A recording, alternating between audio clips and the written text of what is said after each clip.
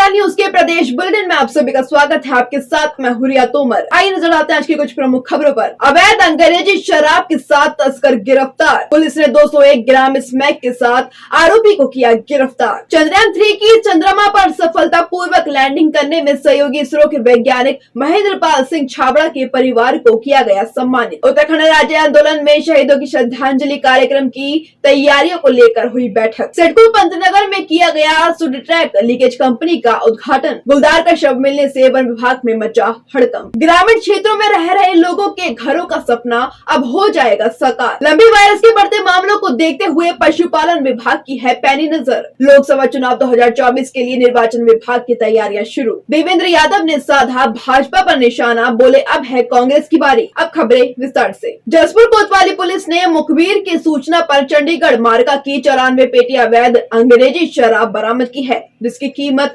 8.5 लाख रुपए बताई जा रही है। वहीं पुलिस ने आरोपी को गिरफ्तार कर विभिन्न धाराओं में मुकदमा दर्ज कर आगे की कार्यवाही शुरू कर दी है। संवाददाता दीपक चौहान की रिपोर्ट।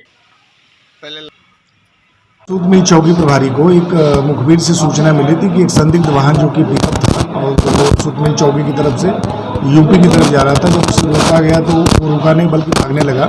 फिर हमारे चौकी और उनकी टीम ने उसको घेर के पकड़ा। भागने का कारण पूछा तो वो संतोषजनक जवाब नहीं दिया। जब वाहन की तलाशी ली गई तो उसमें चंडीगढ़ मार्ग की लगभग 94 पेटियाँ बरामद हुई हैं, जिनकी कीमत 8.5 लाख के करीब में है। और अभियुक्त से पूछताछ में ये पता चला कि इसके द्वारा धामपुर से किसी एक व्यक्ति के द्वारा, जिसका कि हमने पूछताछ में नाम भी ओपन किया है, इसको भी हमने अभियुक्त बनाया है, और वहाँ से लेकर के और इसके द्वारा मुरादाबाद में किसी जगह पे जाके सप्लाई दी जा रही थी। जिस जगह सप्लाई देनी थी इसके बारे में इसको नहीं पता है। इसके द्वारा ये बताया गया कि जब ये मुरादाबाद जाता तो जिस व्यक्ति ने धामपुर से भेजा था वो इसको बताता कि किसको डिलीवरी देनी है। तो चूँकि एक व्यक्ति को हमने जो धामपुर का उसको अभियुक्त बना रखा है, उसको पकड़ने के बाद ये चीज़ें क्लियर होगी। अभी हमने कैंपर को और जो इसकी में अवैध इलिसिट लीकर थी इसको हमने जब्त किया है, इसमें मुकदमा पंजीकृत किया है। आज माननीय न्यायालय के समक्ष हम इन्हें पेश कर रहे हैं। बदरपुर पुलिस ने 201 ग्राम स्मैक के साथ एक तस्कर को गिरफ्तार किया है, जिसकी कीमत अंतर्राष्ट्रीय बाजार में 20 लाख रुपए से अधिक बताई जा रही है। एसपी क्राइम चंद्रशेखर घोड़के ने बताया कि गदरपुर पुलिस ने चेकिंग के दौरान एक संदिग्ध व्यक्ति का पीछा किया, जिसकी तलाशी लेने पर 201 ग्राम स्मैक बरामद की गई। गिरफ्तार आरोपी उत्तर प्रदेश के बहेड़ी का रहने वाला है, जो कि गदरपुर क्षेत्र में स्मैक बेचने आया था। संवाददाता दुर्गेश तिवारी की रिपोर्ट। हमारी लगातार कार्रवाई चल रही है। जैसे कि आप सभी को पता है, पिछले 1 महीने आज एक बहुत बड़ी उपलब्धि हमने हासिल की है। थाना गदरपुर में हमने 200 ग्राम स्मैक के साथ एक तस्कर को गिरफ्तार किया है। इसका नाम है सार्थक संधू पुत्र राजपाल। ये है बहेड़ी जिला बरेली का निवासी है। तो इस अभियुक्त को हमने थाना गदरपुर क्षेत्र में 200 ग्राम स्मैक के साथ गिरफ्तार किया है। इसके अलावा हमने इसके से एक मोबाइल फ़ोन भी बरामद कर लिया है। हम इसमें पूरी विवेचना कर रहे हैं। एक जो इसको कहाँ से ला रहा था और किसको बेचने जा रहा था, उसमें एक जो संदिग्ध है, एक वांछित है, उसको भी हमने आइडेंटिफाई कर लिया है और उसकी भी गिरफ्तारी के लिए हम प्रयासरत हैं। प्रदेश अध्यक्ष उत्तरांचल युवा पंजाबी महासभा भारत भूषण चुग के नेतृत्व में महासभा के पदाधिकारियों व सदस्यों के साथ कई गणमान्य लोगों द्वारा चंद्रयान 3 की चंद्रमा पर सफलतापूर्वक लैंडिंग करने में सहयोगी इसरो के वैज्ञानिक महेंद्र पाल सिंह छाबड़ा के रुद्रपुर निवासी परिजनों को माला पहनाकर एवं शॉल उड़ाकर सम्मानित किया। इस मौके पर सारा वातावरण भारत माता के जय घोषों से गूंज उठा। आपको बता दें कि महेंद्र पाल सिंह इसरो में मौसम वैज्ञानिक के रूप में अपनी सेवाएं पिछले करीब 36 वर्षों से दे रहे हैं। संवाददाता दुर्गेश तिवारी की रिपोर्ट। लाकर जो है स्वागत आयोजित किया जा रहा है।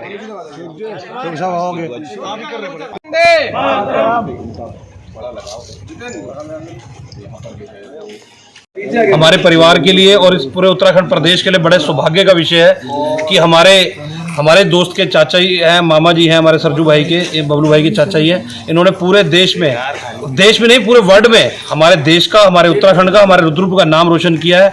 और मैं आपके माध्यम से सभी को बधाई देना चाहूँगा कि ऐसा शख्स वो हमारे रुद्रपुर का था। और मैं सही आपको बताना चाहूँगा कि परसों हमें जानकारी भी नहीं थी इस विषय की कि हमारे मामा जी भी इस अभियान का मुख्य हिस्सा है।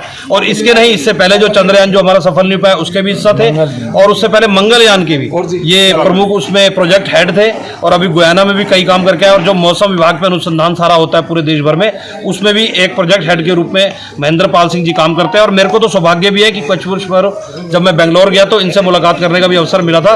लेकिन मुझे तब इतनी जानकारी थी कि इतनी बड़ी शख्सियत है वो, जो आज हमारे पूरे उत्तराखंड का, रुद्रपुर का और इस प्रदेश का नाम रोशन कर रहे हैं, और पूरे वर्ल्ड में उनका नाम रोशन हो रहा है। ये बड़ा सौभाग्य का विषय हमारे लिए लग रहा है। मेरे को बहुत खुशी की बात है जो हमारे ऊपर हमें बाबा जी ने हमारे ऊपर मेहर की है। और माँ बाप की ये क्या कहते हैं, एक मेहनत है, और उन्होंने ये नाम रोशन किया माँ बाप का। तो हमें इस बात की बहुत खुशी है जो इस चंद्रयान के मतलब उसमें इन्होंने हिस्सा लिया, अपना योगदान किया, इन्होंने अपना अच्छा तरीके से काम किया। महेंद्र जी, क्या कहना चाहेंगे? बड़ी उपलब्धि आपने देश को दी है।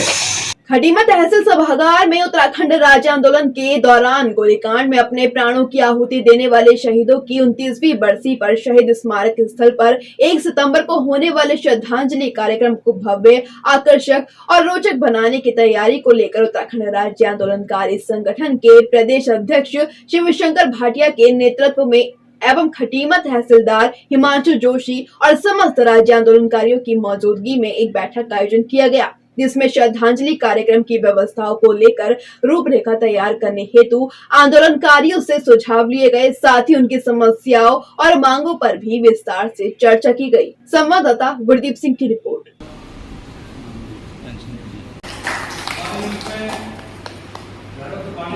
हमारी शुरू में जो एक मांग 1 सितंबर को खटीमा में शहीद राज्य आंदोलनकारी जो श्रद्धांजलि का जो कार्यक्रम यहाँ पे आयोजित किया जाना है, उसकी तैयारी को लेकर आज यहाँ पे एक बैठक हुई थी, जिसमें राज्य आंदोलनकारियों ने भाग लिया।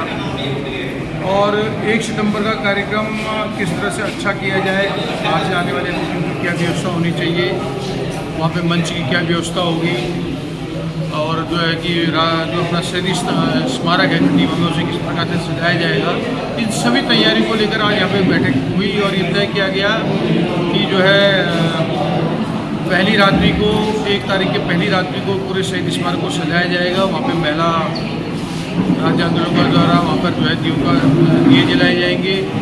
और 1 सितंबर को प्रातः 9 बजे से कार्यक्रम प्रारंभ किया जाएगा, जिसमें प्रदेश के यशस्वी मुख्यमंत्री माननीय पुष्कर सिंह धामी जी भी सहभागिता करेंगे।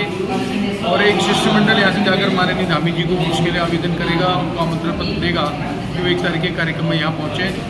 और ये सारा कार्यक्रम क्योंकि माननीय मुख्यमंत्री द्वारा सरकारी कार्यक्रम घोषित किया गया है, तो उसकी पूर्ण तैयारी जो है यहाँ के अधिकारियों द्वारा की गई।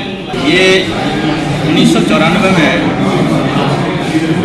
1 सितंबर मंगलवार के दिन राज्य आंदोलनकारियों के द्वारा जो है जो यहाँ पर धरना प्रदर्शन और किसान जुलूस निकाला गया था।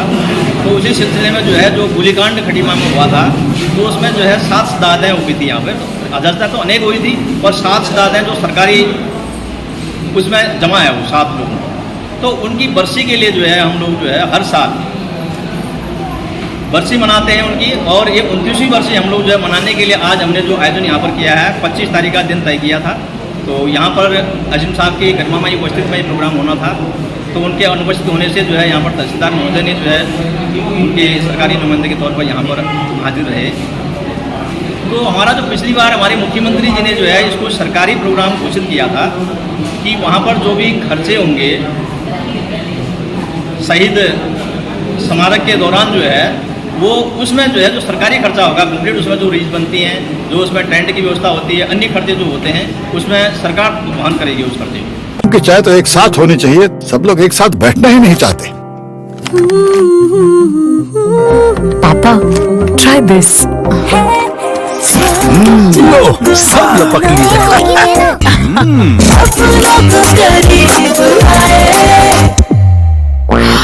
ये क्या हाल कर दिया है रूम का? बस कल से चाय मेरे रूम में देवर पर नमकीन सटकुल पंतनगर में सुट्रैक लीकेज कंपनी का उद्घाटन किया गया, जिसमें कंपनी के प्लांट हेड राजेंद्र सिंह ने बताया कि उनकी कंपनी सेक्टर 7 में कार्यरत है। उनके द्वारा एक नए प्लांट का उद्घाटन किया गया है। संवाददाता दुर्गेश तिवारी की रिपोर्ट।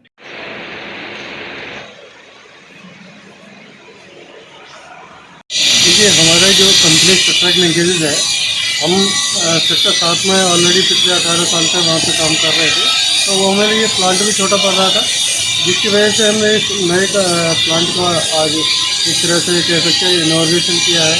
और अपने लेबर जो वर्कर्स हमारे हैं, इवन बाहर जो आने जाने वाले भी हैं, हमने सभी के लिए भंडारा का आयोजन किया। हमारे जो MD साहब हैं, this is very nice person, और उन्होंने कहा कि भाई अपने ही लोगों को क्यों, अगर भंडारा कर ही रहे हैं तो आप बाहर से जो भी लोग इसमें शामिल होना चाहें आप उनको शामिल कीजिए। तो उनके ही आज आशीर्वाद से मार्गदर्शन में हमने सब ये भंडारे का आयोजन किया। चंपावत जनपद के तराई क्षेत्र टनकपुर के अंतर्गत शारदा वन रेंज के ककराली ब्लॉक में वन विभाग की गश्ती टीम को एक युवा गुलदार का शव मिलने से हड़कंप मच गया। घटना की सूचना मिलते ही आनन फानन में वन विभाग के वरिष्ठ अधिकारी मौके पर पहुंचे। इसी के साथ गुलदार का शव पोस्टमार्टम के लिए भेजा गया है, जिसकी पोस्टमार्टम रिपोर्ट के आने के बाद ही पता चलेगा कि मौत के कारण क्या है। संवाददाता गुरदीप सिंह की रिपोर्ट।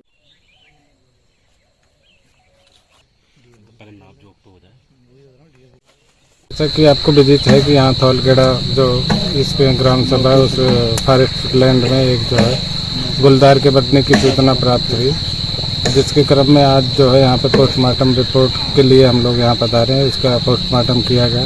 प्रथम दृष्टया जो देखा गया उसमें उसके नाक से ब्लीडिंग हो रही थी, और उसका पोस्टमार्टम करने पर ज्ञात हुआ कि जो है उसके जो हार्ट चैम्बर है उसमें ब्लड भरा हुआ। इससे ऐसा प्रतीत होता है कि उसको इंटरनल इंजरी कोई हुई है, जिससे उसके शरीर से एक्सेस मात्रा में ब्लड लॉस हुआ है, जिस कारण उसको जो है उसकी ऑक्सीजन की कमी हुई और उसकी डेथ हो गई है। जो गुलदार बरामद हुआ उसकी उम्र लगभग 8 से 10 साल आंकी गई है। नर गुलदार है। ये हमारी शारदा रेंज का ककराली ब्लॉक है, जिसमें ये गुलदार पाया गया है मृत। इसका भी हमारे डॉक्टर साहब ने यहाँ स्थानीय जो टनकपुर और बनबसा के डॉक्टर पैनल द्वारा जो है इसका PM किया गया है। PM में ये चीज़ सामने आई है कि इसके जो बॉडी के अंदर है वो एक्सेस ब्लड था और नाक से भी ब्लडिंग हो रही थी। बाकी बॉडी पूरी इंटैक्ट है, कहीं उस पर कोई किसी तरह का निशान घाव कुछ भी नहीं है। तो इसका विसरा सैंपल कलेक्ट कर लिया गया है और उसको हम जांच के लिए IVRI बरेली भेजेंगे, और जो भी परीक्षण रिपोर्ट प्राप्त होगी उसके आधार पर फिर बता पाएंगे इसका एक्चुअल रीजन क्या है डेथ का। उत्तराखंड वासियों के लिए अच्छी खबर है, ग्रामीण क्षेत्रों में रह रहे लोगों के घरों का सपना अब साकार हो पाएगा। ऐसा इसलिए क्योंकि केंद्र सरकार ने राज्य सरकार को 33,558 आवास आवंटित कर दिए हैं। आपको बता दें कि 7 अगस्त को ग्रामीण विकास मंत्री गणेश जोशी ने केंद्रीय ग्रामीण विकास और पंचायत राज मंत्री गिरिराज सिंह से मिलकर उत्तराखंड के लिए 26,000 ग्रामीण आवास दिए जाने की मांग की थी, जिसके बाद एक बयान जारी करते हुए मंत्री गणेश जोशी ने बताया कि केंद्रीय ग्रामीण विकास मंत्री ने उत्तराखंड को 33,000 आवास आवंटित कर दिए हैं। संवाददाता सुनील राज की रिपोर्ट। मैं लगातार जब दिल्ली आता हूँ, मेरी कोशिश रहती है कि केंद्रीय मंत्रियों से मिलकर अपने प्रदेश के लिए कुछ न कुछ मांगूं। पर अभी गिरिराज जी अस्वस्थ थे, मैं 2 बार उनको देखने गया, उसके बाद उनके घर पर गया, आवास पर गया उस दिन, और मैंने उनसे अनुरोध किया कि हमारे प्रदेश के अंदर 73,000 की जो हमारी डिमांड थी उसके सापेक्ष अभी 26,000 घर में और मिलने हैं, आप हमें दीजिएगा। उन्होंने उस समय मुझसे प्रॉमिस किया, क्योंकि 50,000 ही आवास बाकी बचे थे पूरे देश के अंदर। तो उन्होंने कहा कि मैं आपको 15,000 की तो मैं गारंटी देता हूं, और बाकी मैं पूरी कोशिश करूंगा कि आपको और आवास हम दें। और आज सुबह ही उनका फोन आया कि 33,000 आवास उन्होंने उत्तराखंड को दिए हैं। मैं इसके लिए प्रधानमंत्री जी का क्योंकि आभार व्यक्त करता हूं, क्योंकि सैचुरेशन के माध्यम से उन्होंने कुछ आवाज शायद बढ़ाए हैं सेचुरेट करके, और गिरिराज जी का बड़प्पन है कि उन्होंने हमारी बात को रोका। माननीय मुख्यमंत्री जी भी ने उनसे अनुरोध किया था और आज 33,000 आवास हमको मिले हैं। और निश्चित ही इससे जो हमारी ग्रामीण आवास की जो टारगेट है, और आज मुझे ये भी आपको बताते हुए हर्ष है कि आज ग्रामीण आवास के निर्माण में पूरे देश के अंदर उत्तराखंड दूसरे स्थान पर है। पिछले दिनों लंपी वायरस के मामले जिस तरह से प्रदेश में बढ़ रहे थे, उससे पशुपालन विभाग की चिंताएं भी बढ़ने लगी थी। हालांकि बीते कुछ दिनों पहले ही लंपी वायरस के मामलों की रफ्तार धीमी पड़ने लगी थी, लेकिन अब अचानक से इस वायरस के मामले प्रदेश के कई जिलों में बढ़ने लगे हैं, जिसे देखते हुए पशुपालन विभाग संयुक्त निदेशक देवेंद्र शर्मा ने कहा कि आज की तारीख तक एक्टिव केस की संख्या की बात करें तो 415 है। वहीं कुल 716 पशुओं की अब तक मौत हो चुकी है। वहीं लंपी वायरस के खतरे को कम करने की तैयारियां की जा रही हैं। संवाददाता सुनील राज की रिपोर्ट। दरअसल ये जो मई में शुरू हुआ था, तो उसके बाद से 23 जुलाई के आसपास हमें लगने लगा था कि खत्म होने जा रहा है, लगभग समाप्ति के ओर पर था।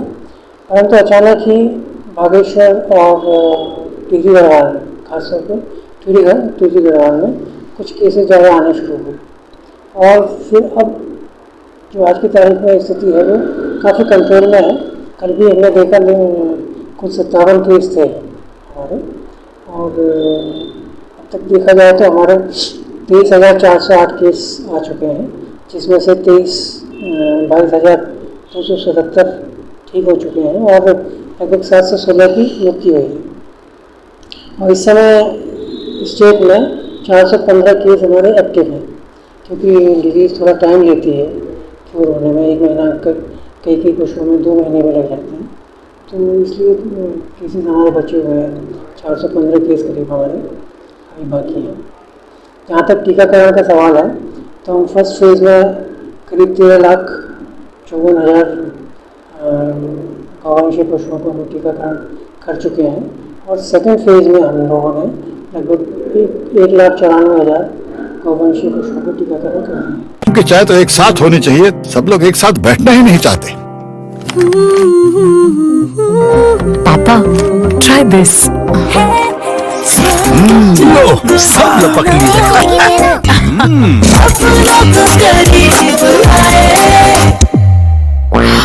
ये क्या हाल कर दिया है रूम का? बस कल से चाय मेरे रूम में।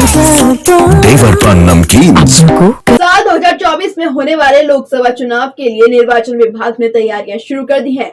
राज्य निर्वाचन विभाग द्वारा उत्तराखंड के मुख्य निर्वाचन अधिकारी डॉक्टर VS की अध्यक्षता में एक कार्यशाला का आयोजन किया गया, जिसमें प्रदेश के 12 जनपदों के जिलाधिकारी मौजूद रहे। आपको बता दें कि ईवीएम मशीनों और VVPAT मशीन की जानकारी के लिए इस कार्यशाला का आयोजन किया गया था। संवाददाता सुनील राज की रिपोर्ट।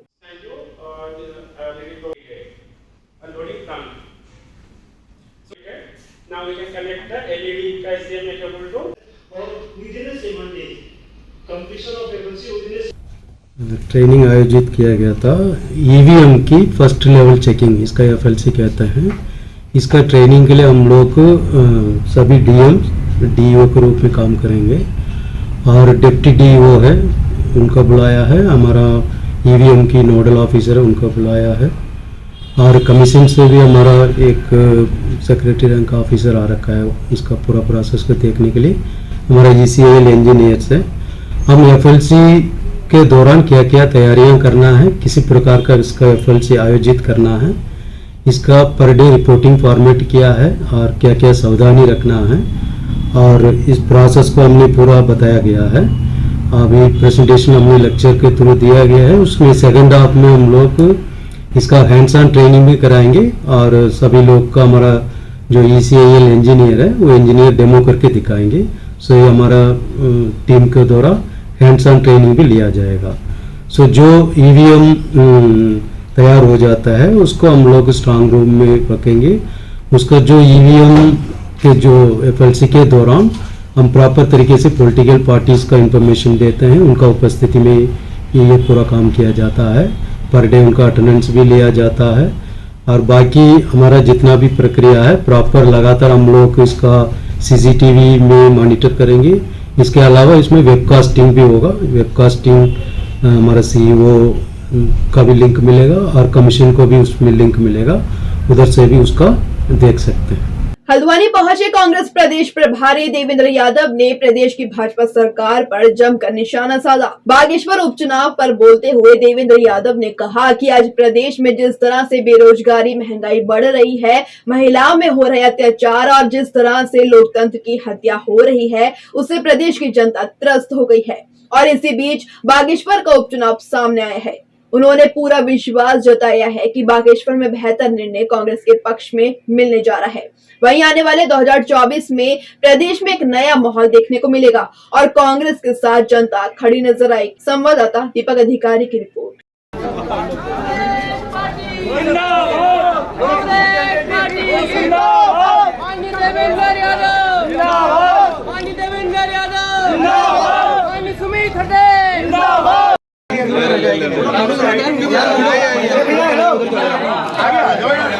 आज जब एक मेजॉरिटी की सरकार भारतीय जनता पार्टी की है और लगभग 1.5 साल अब उसको पूरे हो गए हैं, बड़ी उम्मीद के साथ लोगों ने भारतीय जनता पार्टी को चुना था, लेकिन पिछले 1.5-2 साल में जिस तरीके का माहौल उत्तराखंड में हुआ है, हमारा संगठन, हमारे विधायक सभी, चाहे वो सड़कों पर हों चाहे विधानसभा के अंदर हों, वो सारे मुद्दों को मजबूती के साथ उठाते रहे हैं।